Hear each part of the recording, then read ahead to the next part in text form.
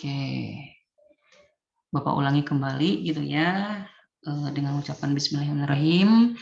Untuk pemaparan materi tambahan dari Bapak, kita mulai lagi sekarang ini untuk kelas A gitu ya. Khususnya ini untuk bab 3 mengenai uji persen chi-square. Oke, untuk uji persen chi-square itu merupakan bagian dari statistika non parametrik karena dalam pengujiannya itu tidak perlu memiliki persyarat gitu ya. Beda dengan statistika parametrik. Kalau statistika parametrik dalam pengujiannya itu kan harus melalui beberapa tahap. Kalau misalnya kita ingin mengetahui besarnya pengaruh ataupun misalnya besarnya hubungan, keeratan hubungan gitu kan. Nah, kalau misalnya menggunakan statistika parametrik kan ada salah satu prasyarat, diantaranya datanya itu harus normal. Yang kedua, datanya itu harus linier. Yang ketiga, tidak terjadi multikolinearitas. Yang keempat, misalnya tidak terjadi heteroskedastisitas. Kalau misalnya penelitiannya eksperimen gitu kan, nah ada salah satu syarat yang harus dipenuhi, misalnya untuk membandingkan dua buah kelompok data harus melalui persyarat yang selanjutnya, yaitu ada yang dinamakan dengan uji homogenitas gitu ya. Untuk uji linearitas, untuk uji homogenitas ataupun uji normalitas udah Bapak sampaikan dulu di statistika 1 gitu ya. Nah, selanjutnya di sini terkait materi uji persen chi-square gitu kan. Nah, ini biasanya untuk menguji hubungan antara bagian variabel baris dan kolom. Saudara masih ingat apa yang dikatakan dengan variabel? Ada yang masih ingat nggak pengertian variabel? Rosa Rosanti, apa itu variabel, Rosa? Lupa lagi, Pak. Lupa lagi. Kalau nama Bapak masih lupa nggak, Rosa? Jelas ada, Pak, nama. Oh, jelas ada. Kalau pacar Rosa masih ingat namanya? Apa, Pak? Kalau pacar Rosa masih ingat namanya? Nggak ada, Pak. Oh, gitu. Nih, promo buat Rosa. Suara Bapak jelas nggak ke sana? Jelas, Pak. Jelas, Pak. Terima kasih. Baik lagi gitu ya, terkait materi chi-square di sini ada yang dinamakan dengan variabel kolom dan variabel baris. Variabel sama halnya dengan suatu data yang bisa diukur gitu kan, yang nantinya gitu kan bisa menentukan sebuah sebuah keeratan hubungan ataupun untuk menguji pengaruh dan lain sebagainya gitu ya. Nah, kita ketahui bahwa variabel yang akan kita bahas itu ada yang dinamakan dengan variabel bebas dan ada yang dinamakan dengan variabel terikat. Istilah dari variabel bebas itu ada yang dinamakan dengan istilahnya variabel independen gitu kan. Kalau variabel terikat itu istilah lainnya adalah variabel dependen gitu kan. Variabel dependen ataupun istilah lainnya ada yang menyebutkan itu variabel X gitu kan. Kalau variabel dependen ataupun variabel terikat itu contohnya salah satunya disingkatnya itu variabel Y gitu ya. Nah, itu salah satu contohnya. Terus yang selanjutnya, karena di sini yang dibahasnya mengenai kolom dan baris, hanya 2 kolom. Pak, kalau misalnya ada 3 kolom, 4 kolom, 5 kolom gimana?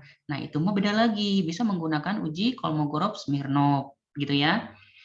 Itu salah satunya. Ini hanya membahas mengenai baris dan kolom, hanya 2 variabel yang dibahas di sini ya. Kalau mau menambahkan silakan. Misalnya kolomnya ada berapa ratus, berapa ribu gitu kan. Ini yang dicontohkan hanya 2 saja. Tapi esensinya nggak berbeda jauh gitu ya. Baik.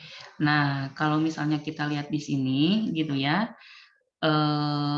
Kayak seperti di halaman berapa ini teh?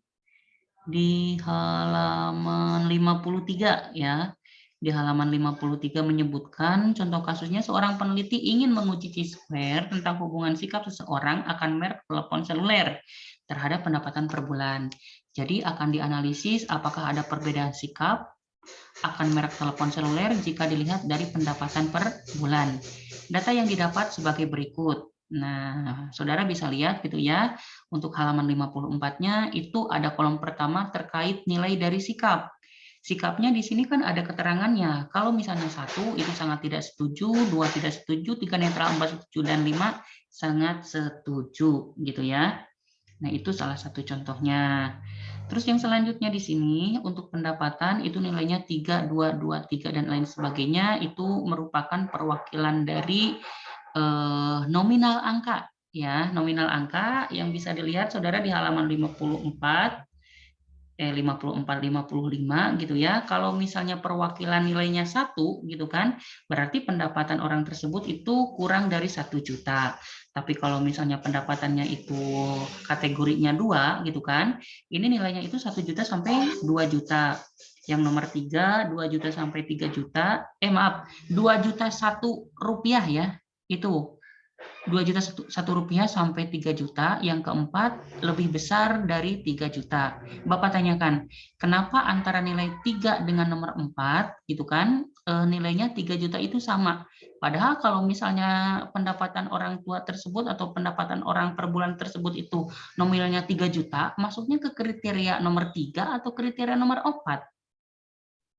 Coba Bapak mau nanya ke siapa ya yang off cam? Coba Bapak mau nanya ke yang off cam. Ika Kartika, ada Ika Kartika? Ada nggak? Ika, 1, 2, 3. Nida, 1, 2, 3. Ade Nurul, 1, 2, 3. Wanda, 1, 2, 3. Ade Nurul hadir. Oh, Ade Nurul hadir. Oke, Ade Nurul, Bapak mau nanya terkait di sini kalau misalnya dilihat di halaman 55 gitu kan, pendapatan per bulannya itu ada yang mencapai 3 juta dan ada yang lebih besar dari 3 juta. Kalau misalnya orang tersebut nominalnya pendapatannya 3 juta, itu termasuk kategori nomor 3 atau kategori nomor 4?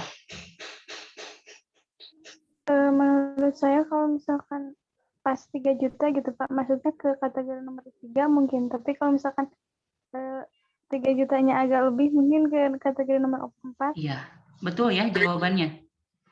Kalau misalnya uangnya pas, pendapatannya 3 juta, itu masuknya ke kategori nomor 3. Tapi kalau misalnya pendapatannya itu lebih besar dari 3 juta, maksudnya 3 juta 1 rupiah, itu masuknya kategori nomor 4.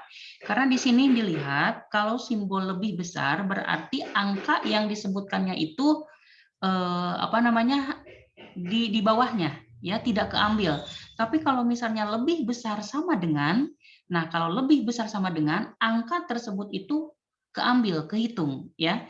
Karena di sini kategori nomor 4 lebih besar dari 3 juta, berarti 3 juta itu tidak termasuk kategori. Ya, kategorinya dari mulai 3 juta 1 rupiah. Gitu. Gimana menurut Isep Saiful Milah? Paham nggak? Menurut Yudi gimana? Paham Yudi?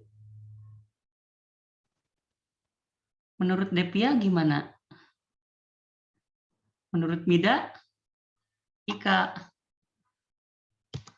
Screenshot iya mah.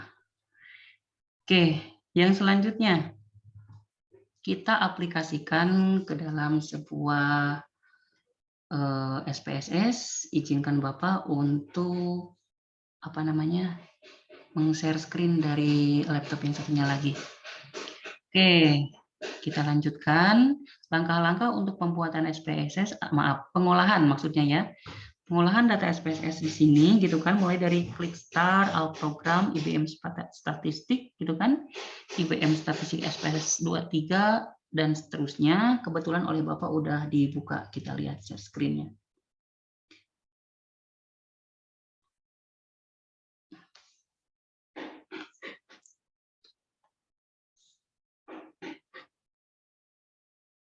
Nah, seperti ini. Udah ada? Sudah, Pak. Oke. Sudah, Pak. Saudara harus ketahui di sini perintahnya gitu kan. Kalau yang sebelah kiri itu merupakan data view dan sebelah kanan yang di bawah, sebelah kiri di bawah gitu kan, ada 2, data view dan variable view. Kita klik yang variable view-nya yang ini. Nah, tampilannya mulai dari kolom NIM, tipe, with decimal, dan seterusnya di sini. Terus yang selanjutnya di sini, pada kolom NIM baris pertama ketik sikap. Oke, kita ketik sikap ya di sini, sikap.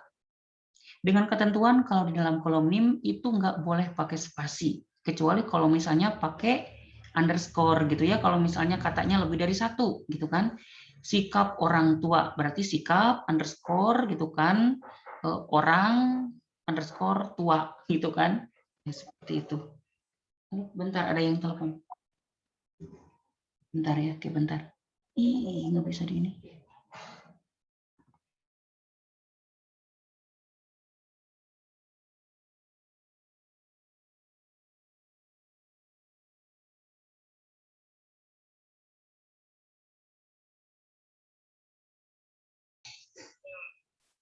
Oke, kita lanjutkan. Nah, di sini kan kolom NIM sudah diisi gitu ya dengan penulisan sikap. Terus yang selanjutnya pada kolom label, nah yang ini, yang label yang ini, ketik sikap terhadap merek telepon. Ketik sikap terhadap merek telepon. Gitu di kolom label. Pada kolom value, nah yang ini yang value, nah ada titik 3 ya, titik 3 menyamping ke kanan kiri gitu ya, secara horizontal kita klik. Selanjutnya kayak seperti minggu kemarin, kalau satu keterangannya sangat tidak setuju. Yang nomor 2-nya di sini tidak setuju. Yang nomor 3 di sini netral. Yang nomor 4 setuju. Nomor 5-nya sangat setuju.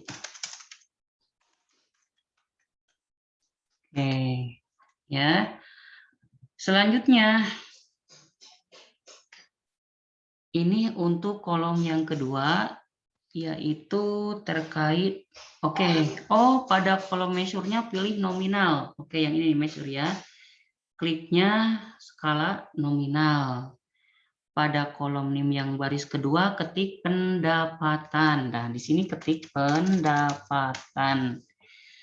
Kita lanjut ke halaman 56.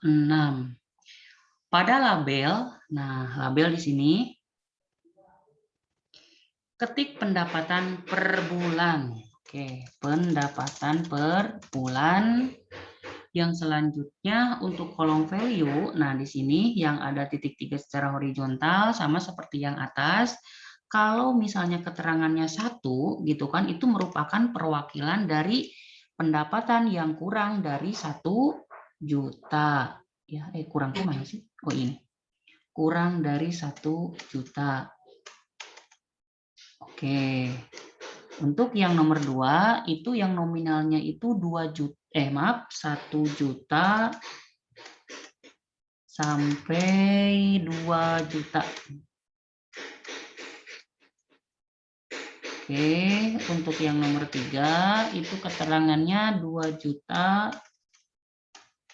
sampai 3 juta.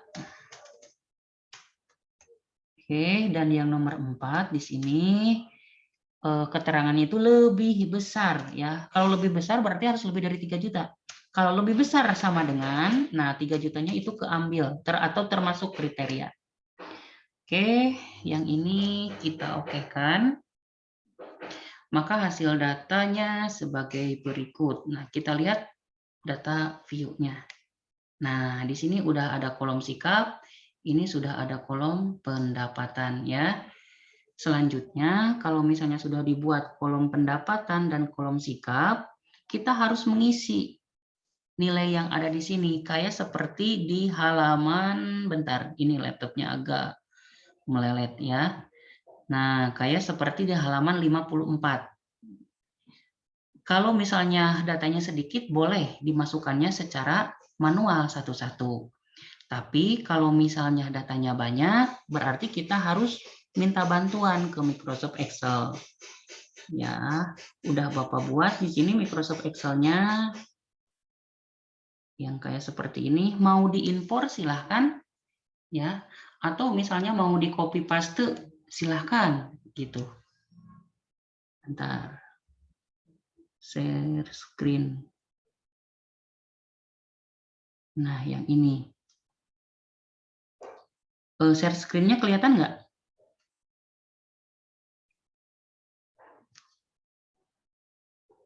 Bentar. Share screen-nya kelihatan nggak? Aduh, Magui. Kelihatan, oke. Yang dari sini nge-lag sinyalnya, bentar. Yang dari WiFi. Yang dari WiFi.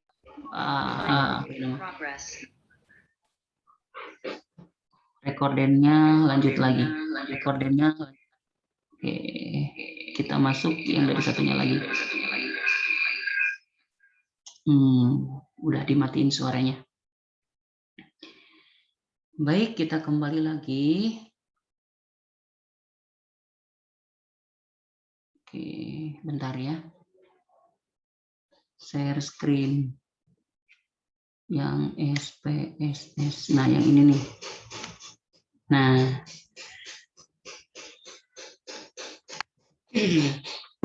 Isi remen. Oke. Kelihatan share screen-nya? Terlihat. Oke. Baik. Kalau misalnya datanya sudah dimasukkan ke sini, ya. Sesuai dengan perintah di sini, jika sudah masuk ke dalam data view, katanya dengan klik data view, maka akan terbuka halaman data view sebagai berikut. Ya, sudah. Selanjutnya klik analyze. Nah, yang analyze itu yang ini nih. Kolom di toolbar yang ke 1 2 3 4 5 6. Nah, yang ini. Klik analyze descriptive statistik yang ini, terus masuknya itu ke cross tab. Cross tab. Nah, yang ini nih. Klik. Nah, setelah ada tampilan seperti ini, gitu kan, selanjutnya masukkan sikap terhadap merek, ya yang ini, ke kolom row. Ya, selanjutnya variabel pendapatan yang ini pindahkan ke kolom. Nah, selanjutnya kemudian klik tombol statistik. Nah, yang ini yang statistik. Nah, di sini keterangannya, maka tampilan dialognya sama seperti halaman 58. Karena akan dilakukan uji chi-square, maka diberi tanda centang pada chi-square. Nah, yang ini nih. Karena pengujiannya kan chi-square, bukan korelasi gitu kan, ataupun bukan kontingensi gitu kan, kita pilihnya chi-square yang ini. Setelah diklik chi-square, klik continue. Setelah itu klik OK, maka tampilannya sebagai berikut. Bentar. Nah, tampilan output. Nah, outputnya yang ini. Oke. Outputnya sama dengan halaman 59 ya. Tampilannya seperti ini. Nah, di sini ada keterangan untuk di halaman 60 penjelasan dari output yang barusan. Untuk data cache processing summary, nah yang ini nih. Untuk data sikap terhadap merek telepon seluler yang valid semuanya ada 20 ya. Berarti data yang dimasukkannya itu enggak kurang ya. Semuanya ada 20 di sini dan tidak ada data yang hilang ataupun missing tuh. Buktinya ini 0. Berarti data yang dimasukkan itu sukses ya. Dengan persentasenya 100%. Sekarang masuk ke kolom yang selanjutnya yaitu sikap terhadap merek telepon seluler dikali pendapatan per bulan. Nah, di sini keterangannya dari output dapat dilihat bahwa yang memiliki sikap netral dengan pendapatan kurang dari 1 juta. Nah, pendapatan yang kurang dari 1 juta itu yang menjawab netral itu tidak ada ya, 0. Untuk pendapatan 1 sampai 2 juta yang ini ya. Nah, itu sebanyak 2 orang yang menjawab netral. Sementara di sini untuk pendapatan di atas 3 juta, nah yang ini nih, ya kan? Ini ada satu orang yang menjawab netral dan seterusnya, gitu kan? Yang terakhir ini termasuk dalam pengujian output chi-square test. Gandeng iya, soalnya tetanggi nuju nyugu. Uji iya, kedengaran nggak Rosa? Jelas Pak, suara Bapak. Oh, suara Bapak jelas. Iya, dikhawatirkan ini ada suara tambahan dari luar. Uji chi-square dimaksudkan untuk menguji hubungan antara variabel baris dan kolom. Dalam hal ini antara variabel sikap terhadap rasam. Ini teh salah bukunya. Ya, salah bukunya. Harusnya ini teh sikap terhadap merek telepon, bukan rasa masakan dengan tingkat usia, bukan ya, ini teh bukunya salah. Biasalah manusia ya, namanya membuat buku gitu kan, pasti ada kesalahan revisi. Nah, di sini langkah-langkah pengujiannya sebagai berikut: merumuskan hipotesis. Artinya di sini tidak ada hubungan antara sikap terhadap merek telepon seluler dengan pendapatan per bulan. Itu untuk H0, bukan HO ya. Awas sok HO wae. Ini H0 ya. Nah, untuk HA atau hipotesis alternatif itu ada hubungan antara sikap terhadap merek telepon. Nah, ini saudara perlu ketahui, untuk H0 itu simbol dari hipotesis ya, sama halnya dengan nilai H gitu ya. Atau misalnya yang alternatif yang di bawahnya itu bisa A doang, karena A itu merupakan perwakilan dari alternatif. Kalau HA berarti hipotesis alternatif. Pak, kalau misalnya H1 itu boleh nggak? Boleh. H1 itu kebalikan dari H0 ya. H1 itu sama dengan hipotesis alternatif juga gitu. Kita lanjut di sini. Untuk menentukan chi-square hitung gitu kan, dari output didapat nilai persen chi-square-nya 2,944. Nah, yang ini ya. Nah, yang ini 2,944. Nah, yang ini nih. Yang ketiga, menentukan chi-square tabel. Betul yang disampaikan kelompok 3 tadi gitu ya, untuk kelas A sangat luar biasa sekali. Ini udah jelas ya. Chi-square tabel dapat dilihat pada tabel statistik chi-square pada signifikansi 0,05. Saudara masih ingat kenapa nilai signifikansi itu bisa ada yang 0,05, ada yang 0,01, ada yang 0,10 gitu kan, atau yang 1%, 5%, 10% itu kenapa? Ada yang tahu nggak? Nilai signifikansinya itu berbeda-beda. Bapak mau bertanya kepada yang popcam. Coba Bapak mau bertanya ke Devia Septianti. Devia, nggak ada. Nggak ada. Terus yang selanjutnya Bapak mau bertanya kepada siapa ya? Bentar dimatiin dulu ininya. Stop share screen-nya. Mau bertanya ke Putri Nilam, ada Putri Nilam?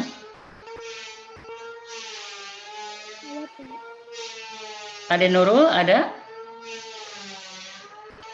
Pak. Oke. Devia Septianti ada? Yudi Rosyandi ada? Suara saya ada, Pak. Oke. Yudi kemana jadi kabur? Ada, Pak. Oh, ada. Sok, Yudi. Bapak mau nanya, Yudi. Maksud dari 1%, 5%, 10% itu apa, Yudi?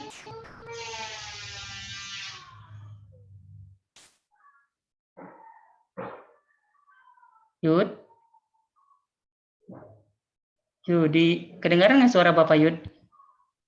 Iya, Pak. Iya, maksud 1%, 5%, 10% itu apa, Yud?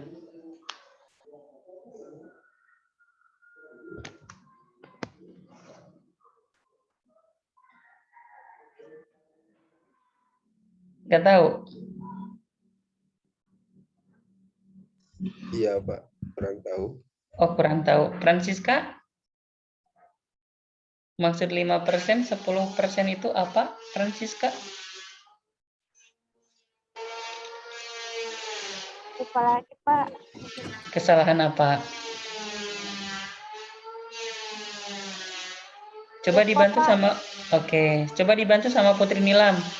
Putri Nilam.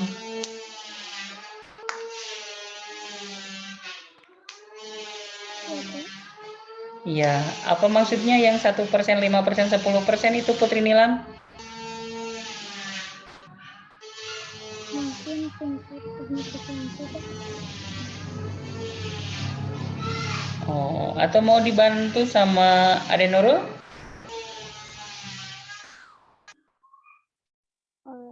Mungkin ini, Pak. Arti dari persennya itu jadi persenan dari Bisa dikeraskan suaranya?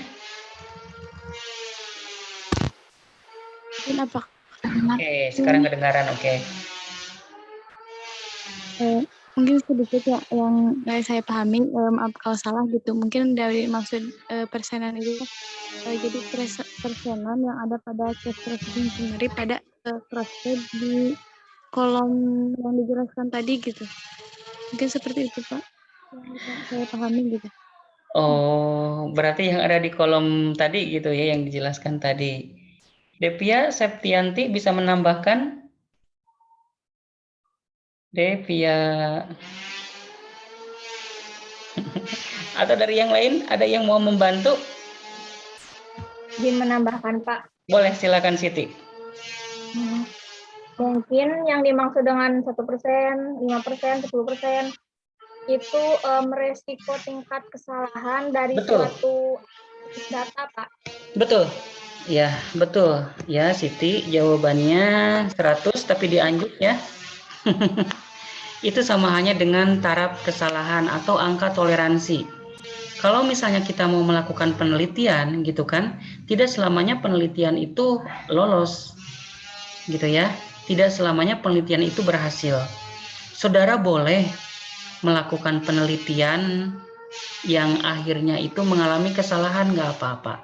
Tapi kalau misalnya saudara melakukan penelitian, tapi datanya itu bohong, ya hasilnya juga bohong, nah itu yang tanda tanya, gitu ya. Jadi makanya dalam penelitian itu selalu dikasih angka toleransi 1% atau 0,01, 5% ataupun 0,05 gitu kan. Tujuannya untuk apa? Untuk memberikan kelonggaran gitu ya. Ya kayak seperti kalau misalnya di eksak itu yang dikasih angka toleransinya itu 1%. Kenapa 1%? Karena kalau di eksak gitu kan kayak seperti pembuatan obat gitu ya. Nah, pirakunya ngadamel obat jika sarana responden nate aya 100 orang. Terus yang meninggal nate misalnya aya 5, nggak boleh. Itu minimal ketidakcocokannya itu hanya 1 orang dari 100. Karena tingkat kesalahannya itu hanya 1%. Beda dengan ilmu sosial. Kalau ilmu sosial gitu kan tingkat toleransinya bisa 5 sampai 10. Tergantung apanya, Pak? Tergantung dari tingkat kerumitannya. Karena apa? Karena yang dinamakan dengan manusia itu kan makhluk yang notabene gitu kan pikiran dan akalnya itu kadang-kadang suka berubah. Kayak seperti kalau misalnya pengisian angket gitu kan bisa saja Eci menjawabnya sangat setuju. Wina bisa saja menjawabnya sangat tidak setuju, gitu kan? Sementara misalnya Dewi jawabannya ragu-ragu. Ya di antara ketiga orang ini tidak memiliki kesamaan prinsip ya, karena masing-masing itu ya khususnya individu punya ketetapan ataupun kayak seperti kemampuan yang berbeda-beda gitu kan. Ya, kembali lagi yang dinamakan dengan manusia itu adalah makhluk yang sempurna. Waalaikumsalam. Bentar ya.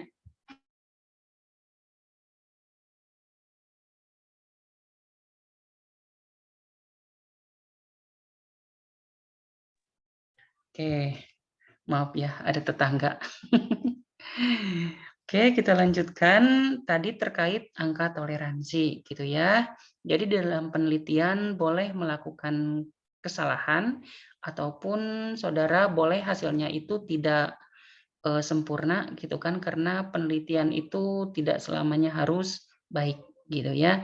Bisa saja berhasil, bisa aja gagal. Tapi jangan sampai saudara dalam penelitian itu melakukan pemalsuan atau memanipulasi data yang nantinya berakibat pada hasilnya juga akan palsu juga gitu ya, tidak benar gitu. Baik, itu untuk pembahasannya. Kembali lagi tadi untuk share screen bentar. Yang terakhir ya, yang SPSS yang terakhir yang output. Nah, yang ini yang chi-square testnya. Nah, di sini tadi untuk di halaman 61 menyebutkan bahwa menentukan chi-square tabel itu saudara bisa lihat di tabel yang sudah di-sharekan oleh kelompok 3 tadi gitu ya. Ada yang 5%, 1%, 10%, dan seterusnya. Nah, ini untuk DF, ya, degree of freedom, itu jumlah baris dikurangi 1. Barisnya tadi ada berapa, jumlah kolomnya itu ada berapa, ya. Kebetulan di sini jumlah barisnya itu ada 3 dikurangi 1. Terus jumlah kolomnya itu ada 4 dikurangi 1. Berarti 3 kurangi 1, 2, 4 kurangi 1, 3. Berarti 2 kali 3 genep, gitu kan. Hasil yang diperoleh untuk chi-square tabel adalah 12,592. Bisa dilihat pada lampiran tabel itu halaman 245. Nggak tahu ku Bapak dikirimkan, nggak tahu enggak. Ini teh yang kemarin. Soalnya Bapak mah hanya nyeken yang bab 1 sampai bab 10. Untuk lampirannya kayaknya nggak ke ini ya, nggak kesampaikan kepada saudara. Ya, jadi ya kalau nggak ada, Bapak ucapkan terima kasih kepada kelompok 3 yang telah membantu gitu kan, membantu tambahan materi terkait uji chi-square gitu ya. Sudah didapatkan tadi nilainya 12,592. Untuk kriteria pengujian di sini, jika nilai chi-square hitungnya kurang dari chi-square tabel, maka hipotesis nolnya itu diterima. Sementara jika nilai chi-square hitungnya lebih besar dari chi-square tabel, maka hipotesisnya itu ditolak gitu ya.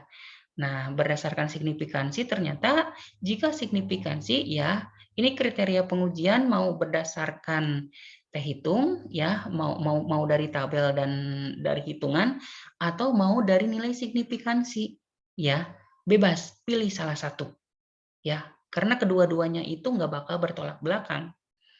Jika signifikansinya kurang dari 0,05 maka hipotesisnya diterima. Sementara jika signifikansinya kurang dari 0,05 maka hipotesisnya ditolak. Nah, yang terakhir ini untuk kesimpulan di halaman 61. Karena chi-square-nya itu chi-square hitung kurang dari chi-square tabel ya, artinya chi-square itu kan tadi nilainya yang di SPSS itu 2,994. Nah, yang ini sementara yang di-sharekan oleh teman saudara itu di tabelnya itu 12,592. Walaupun tadi sudah lengkap gitu ya, di tabelnya ada berapa angka di belakang koma. Ya, lebih bagus tadi, lebih lengkap. Tapi yang diambil dari buku ini hanya 3 angka di belakang koma. Dan selanjutnya bisa dibandingkan dengan nilai signifikansi. Ternyata signifikansinya itu lebih besar dari 0,05. Nah, signifikansinya itu yang ini nih. Nah, yang ini 0,816. 0,816 itu lebih besar dari 0,05. Maka, nah kembali lagi ke sini. Nah, kalau lebih besar, hipotesisnya diterima. Kalau yang atas ya, jika nilai chi-square-nya itu kurang dari chi-square tabel, maka hipotesisnya juga diterima, gitu kan? Nah, kalau misalnya hipotesisnya diterima, bunyinya apa? Jadi dapat disimpulkan bahwa tidak ada hubungan antara sikap terhadap merek telepon seluler dengan pendapatan per bulan. Atau dengan kata lain, tidak ada perbedaan sikap terhadap merek telepon seluler jika dilihat dari pendapatan per bulan. Nah, mungkin itu tambahannya. Barangkali untuk kelompok 3 mau menjawab atau mau melanjutkan, itu silakan. Ini pertanyaannya ada yang dari Saudari Dewi gitu kan, terkait mengenai syarat-syarat uji Pearson chi-square diantaranya ada pernyataan tidak boleh ada frekuensi harapan. Maksud dari tidak boleh ada frekuensi harapan itu apa katanya. Terus yang selanjutnya dari Saudari Anissa, hambatan apa yang terjadi jika uji Pearson chi-square dilakukan dalam suatu penelitian? Hanya ada 2 pertanyaan. Silakan, barangkali kelompok 3 sudah ada jawabannya. Izin menjawab ya Pak, pertanyaan dari Dewi Purwanti. Ya, silakan Sob. Nah, mungkin jadi bukan tidak boleh ada frekuensi harapan ya. Nah, kan dalam tabel kontingensi 2x2 itu boleh ada frekuensi harapan. Minimalnya itu kurang dari 5 atau kurang dari 20%. Nah, seperti itu Dewi. Terima kasih.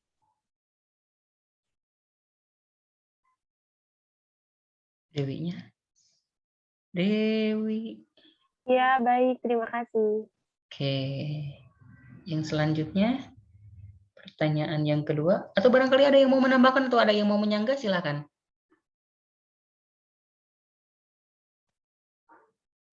Ada tidak yang mau menyanggah atau yang mau menambahkan? Nggak ada. Kalau nggak ada, dilanjut sama pertanyaan yang kedua. Silakan kelompok 3. Untuk pertanyaan yang kedua, pertanyaan dari Anissa Nur Sophia, izin bertanya, hambatan apa yang terjadi jika uji perasaan chi-square dilakukan dalam suatu penelitian?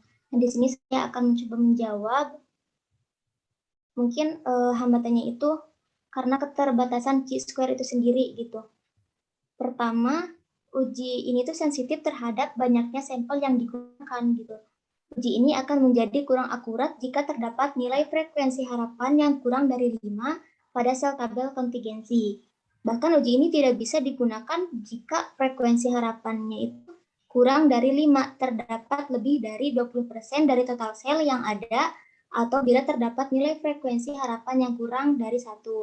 Yang kedua, uji chi-square hanya memberikan informasi tentang ada atau tidaknya hubungan antara kedua variabel. Nah, uji ini itu tidak memberikan informasi mengenai seberapa besar hubungan yang ada antara kedua variabel tersebut, serta bagaimana arah hubungan yang ada gitu. Yang ketiga, uji chi-square hanya bagus digunakan untuk skala data nominal untuk kedua variabel yang diuji. Dan uji ini tuh lemah digunakan jika kedua variabel tersebut berskala ordinal. Mungkin sekian dari saya. Sangat luar biasa sekali ya jawabannya. Sangat tepat sekali gitu. Oke. Yang lainnya barangkali ada yang mau menambahkan atau ada yang mau menyanggah, silakan.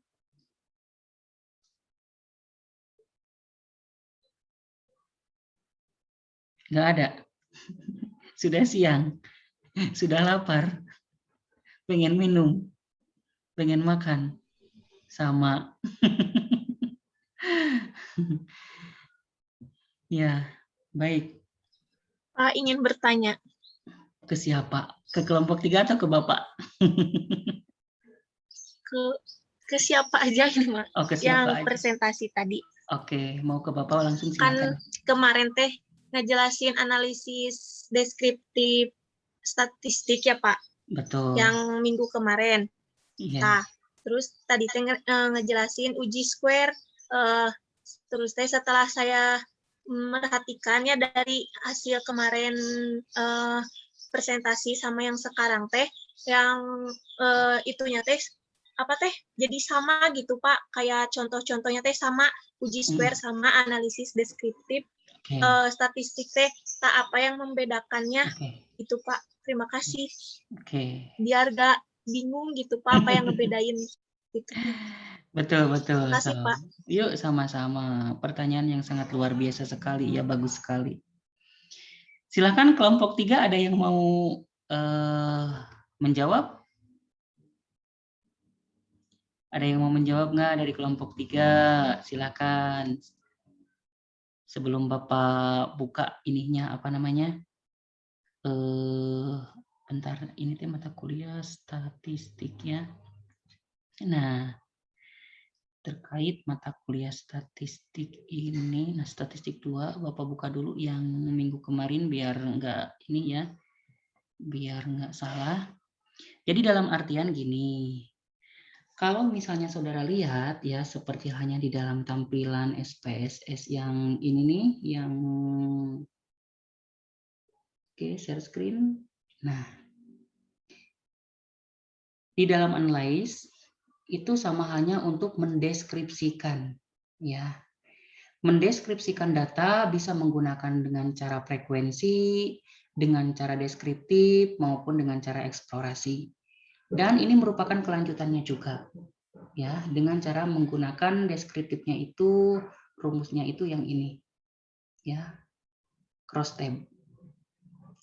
Jadi kalau misalnya menurut persamaan, ya, sama-sama keempat-empat ini mendeskripsikan data. Gitu kan, itu persamaannya. Yang membedakan, gitu kan, karena setiap rumus ataupun setiap tampilan memiliki ciri khas tersendiri, ya. Kalau yang disampaikan barusan mengenai cross tab itu ada apa namanya, bukan besarnya hubungan, karena besarnya hubungan itu nggak bisa diukur untuk mata kuliah, untuk statistik deskriptif. Jadi yang ditanyanya itu hanya kita tahu gitu kan, apakah data itu berhubungan atau tidak, gitu kan, jawabannya ya atau tidak. Tapi tidak bisa menjawab, gitu kan, tidak bisa menjawab berapa besar hubungannya. Karena tugas untuk menjawab besarnya hubungan antara variabel satu dengan variabel kedua itu menggunakan uji T. Ya, kalau misalnya hubungannya itu lebih dari 2, bisa menggunakan uji F. Gitu ya. Seperti tadi yang udah Bapak jelaskan, karena ini merupakan bagian dari statistika non-parametrik, gitu ya. Berarti tidak ada syarat khusus yang harus dilakukan apabila saudara mau melakukan pendeskripsian data statistik. Karena kita ketahui kalau misalnya data statistika parametrik kan harus melalui uji prasyarat. Yang pertama datanya harus normal. Yang kedua datanya harus homogen kalau misalnya untuk mengetahui perbedaan rata-rata gitu ya. Yang ketiga datanya harus linear kalau misalnya kita ingin mengetahui uji T gitu ya. Yang selanjutnya di dalam uji linear itu ada yang dinamakan dengan uji heteroskedastisitas. Artinya tidak terjadi adanya penyimpangan di dalam heteroskedastisitas. Yang keempat, tidak terjadi multikolinearitas. Gitu ya. Jadi beberapa syarat yang oleh Bapak barusan sebutkan barusan gitu ya. Itu sebenarnya kalau misalnya di dalam statistika parametrik itu bisa diukur nanti. Ya, jadi kalau statistika parametrik itu lebih komplit jawabannya. Beda dengan statistika non-parametrik. Statistika non-parametrik itu bisa digunakan apabila datanya itu berskala nominal. Masih ingat, saudara, jenis skala pengukuran ataupun jenis data itu kan ada 4, yang kita singkat dengan istilah NOIR. Nominal, ordinal, interval, sama rasio. Nominal artinya data yang paling terendah di dalam penelitian. Karena yang dibandingkannya itu hanya hanya berupa atribut saja, berupa ciri saja.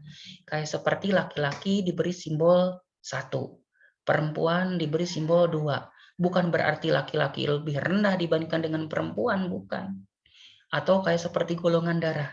Golongan darah ada yang A dikasih simbol 1, B 2 gitu kan, O 3, AB itu 4. Bukan dalam artian golongan darah AB itu memiliki frekuensi nilai tertinggi, bukan, karena itu hanya sebagai simbol saja. Makanya di sini untuk skala nominal itu tidak bisa dilakukan penelitian dengan menggunakan uji statistika parametrik, ya, karena tidak bisa melalui uji prasyarat. Harus tidak bisa melalui uji prasyarat. Ulangi lagi. Kayak seperti saudara kalau misalnya mau masuk ke perguruan tinggi gitu kan, harus melalui beberapa tahap. Apakah bisa lolos melalui jalur SNPTN, ataukah bisa lulus melalui jalur SBMPTN, ataukah bisa lulus melalui jalur mandiri. Kalau ketiga-tiganya tidak lolos dari SNPTN, SBMPTN, ataupun jalur mandiri, ya mohon maaf, berarti saudara bukan termasuk mahasiswa yang kuliah di negeri gitu kan. Tapi saudara masih tetap bisa kuliah gitu kan. Ya di kampus yang berstatus swasta gitu. Kalau swasta mah kadang-kadang aya tes, kadang-kadang henteu gitunya. Tes oge kadang-kadang sok formalitas, rata-rata naogenan naon sih namanya teh anu daftar ke swasta mah udah ditutup, tapi di akhir kalau ada yang daftar diterima gitu kan, kalau di negeri boro-boro. Ya makanya di sini saudara yang berjumlah berapa di sini teh? Yang berjumlah ada 38 mahasiswa di sini, berarti termasuk orang-orang yang sangat beruntung bisa masuk ke pendidikan ekonomi.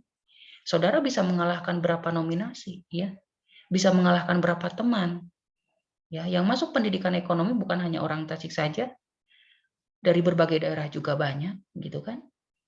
Saudara termasuk orang yang beruntung di sini bisa kuliah di Unsil. Di sini hanya yang keterima itu 110 kalau nggak salah, dari total berapa? 3.000 atau berapa yang masuk ke jurusan pendidikan ekonomi. Gitu ya.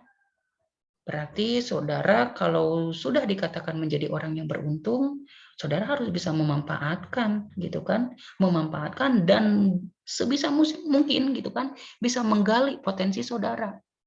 Mentang-mentang saya udah keterima di Unsil gitunya, belajar naogenan sakarep dewe we gitu. Jangan ya. Karena habis lulus dari Unsil, khususnya dari pendidikan ekonomi, tidak semuanya bakal menjadi guru, Bapak yakin. Bisa saja nanti ada yang jadi pengusaha, ada yang menjadi pegawai bank gitu kan. Ada yang jadi ibu rumah tangga juga mungkin gitu ya. Atau jangan sampai ya jadi bapak rumah tangga. Gitu. Sorry, gerai. Ya, sedikit-sedikit gitunya. Oke. Mungkin kembali lagi tadi pertanyaan dari siapa? Dari Sania ya kalau nggak salah? Siapa Iya, lagi? Pak. Dari Sania. Ya, intinya gitu ya, itu yang membedakan itu hanya sebagai tampilan saja dalam hal untuk mendeskripsikannya. Karena setiap tampilan itu berbeda-beda gitu kan. Setiap tampilan memiliki ciri khas tersendiri gitu ya. Kayak seperti minggu kemarin gitu kan, yang ditampilkannya itu kayak seperti di dalam analyze teh naon sih namina teh kayak frekuensi gitu kan, yang dibahasnya itu hanya seperti gambaran data itu saja gitu. Kalau ini mah ya, kalau di dalam cross tab mah ada kolomnya, ada tabelnya gitu kan. Terus di akhir ditanyakan gitu kan, ada hubungannya? Tidak, tapi tidak ditanyakan juga berapa besar hubungannya. Karena yang bisa menentukan besar hubungan itu bukan di statistik non parametrik, tapi di statistik parametrik. Gitu. Sampai sini bisa dipahami? Bisa, Pak. Terima kasih, Pak, jawabannya. Sama-sama. Ya, pertanyaan yang sangat luar biasa sekali. Baik, barangkali dari yang lain ada yang mau ditanyakan lagi? Silahkan. Ada yang mau ditanyakan lagi? Silahkan. Bapak, kalau di room chat di sini ada satu pertanyaan lagi yang belum kejawab. Mana? Oh ada, bentar Bapak buka. Yang dari Putri Nilam. Mana? Coba Bapak buka. Yang Putri Nilam. Dari Putri Nilam. Nggak ada pertanyaan, adanya juga dari Anissa dan dari Dewi, dari Bapak mah. Yang dari Putri Nilam mana? Soalnya tadi. Coba dikirim lagi ya Pak ini. Oke, soalnya tadi kan Bapak close sendiri gitu. Nah ini Pak dari Putri Nilam. Oke, baik. Yang dari Putri Nilam. Oleh kelompok 3 udah dijawab nggak ini pertanyaan dari Putri Nilam? Atau masih bingung? Belum Pak. Oh belum. Belum Pak. Mau dijawab. Izin menjawab. Oh boleh, sok dijawab dulu.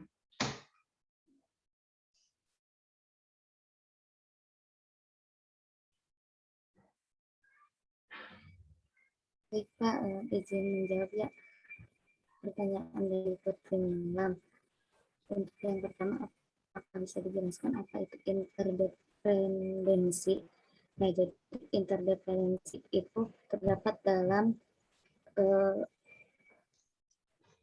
uji persen chi-square yang digunakan untuk interdependensi satu variabel atau lebih dengan variabel lainnya. Jadi interdependensi itu saling ketergantungan gitu.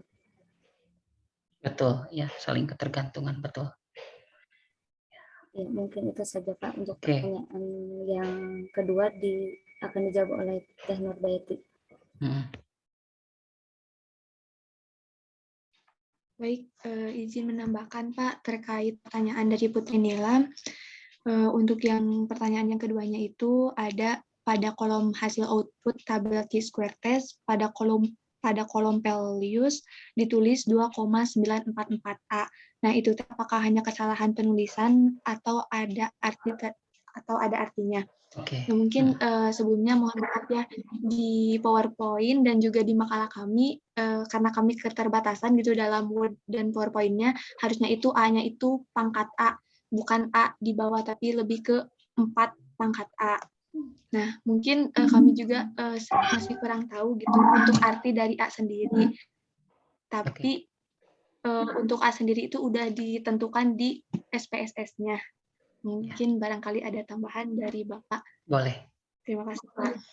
Baik. Oke, Bapak izin share screen lagi. Kita lihat output yang dihasilkan dari SPSS-nya.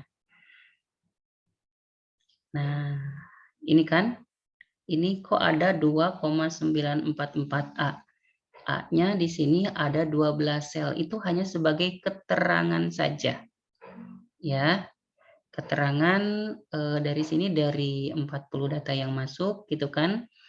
12 sel itu semuanya masuk gitu ya. Tidak ada data yang hilang. Terus yang membedakan lagi terkait interdependensi itu sama halnya di sini ada keterkaitan karena di sini dua variabel yang dijelaskan untuk materi sekarang beda dengan materi yang minggu kemarin. Kalau materi minggu kemarin itu hanya satu variabel yang ditampilkan, ya, hanya satu variabel. Bapak kalau misalnya lebih dari 3 variabel itu bisa menggunakan apa? Bisa menggunakan Kolmogorov Smirnov, ya, karena di sini banyak sebenarnya. Ini hanya sebagai dasar saja kalau menurut Bapak. Untuk pengembangannya silakan saudara cari lagi buku statistika terkait SPSS ya yang lebih mendalam karena Bapak hanya memakai buku referensi yang dikirim kepada saudara saja. Mungkin itu tambahannya. Silakan Baik, Bapak, barangkali. terima kasih. Yuk, sama-sama. Ini hanya sebagai keterangan saja gitu ya. Baik, Bapak. Terima kasih. Tenor juga, Silvi juga. Terima kasih. Yuk, sama-sama. Barangkali ada yang mau ditanyakan lagi? Tidak ada. Kalau tidak ada yang mau ditanyakan lagi, kalau dari Bapak Mah cukup, kembali lagi kepada moderator. Silakan.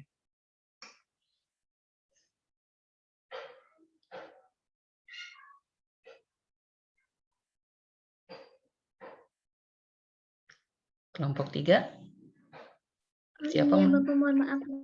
Iya, Bapak mohon maaf tadi terkendala jaringan, jadi suaranya putus-putus. Iya, nggak apa-apa, Sob.